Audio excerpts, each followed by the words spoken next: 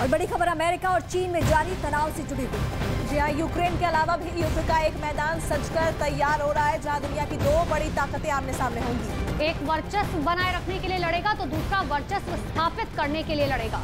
Xi Jinping Taiwan को कुचलने पर तुले हुए हैं, लेकिन ताइवान पर अटैक का मतलब है अमेरिका को युद्ध के लिए निमंत्रण देना। और इसी बीच अमेरिका ये बार बार साफ करता रहा है कि शी जिनपिंग का ताइवान के खिलाफ एक्शन अमेरिका के सैनिकों को ताइवान भेजने के लिए मजबूर करेगा।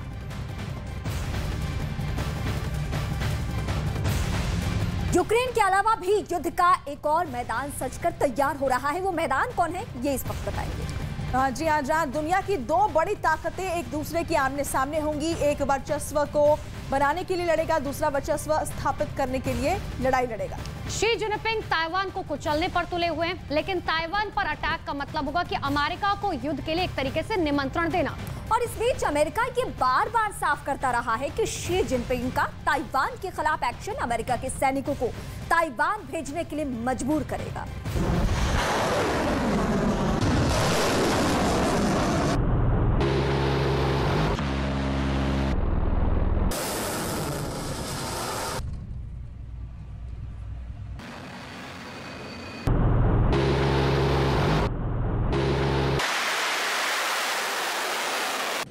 दहकती दहलती यूक्रेन की जमीन उदाहरण है उस बर्बादी का जिसकी बुनियाद चीन रख चुका है।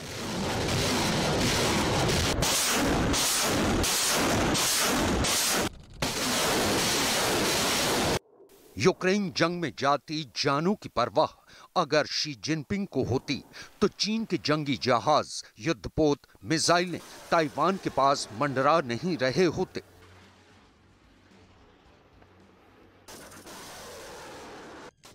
ड्रैगन की लपलपाती लिप्सा ताइवान को कुचलने पर तुली है। शी जिनपिंग के सामने दृश्य साफ लगता है कि ताइवान को रौंद देने का वक्त आ चुका है।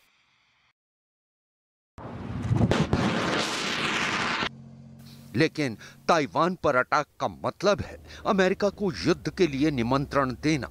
बार बार अमेरिका क्लियर कर रहा है कि शी जिनपिंग का ताइवान के खिलाफ एक्शन अमेरिका के सैनिकों को ताइवान भेजने के लिए मजबूर करेगा।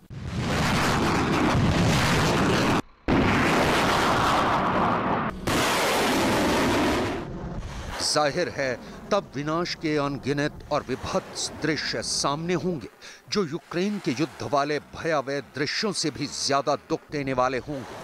शी जिनपिंग के ताइवान की ओर बढ़ते कदम इस बात का इशारा कर रहे हैं, लिहाजा एक बार फिर पेंटागन से direct Beijing loud and clear message भेजा गया है।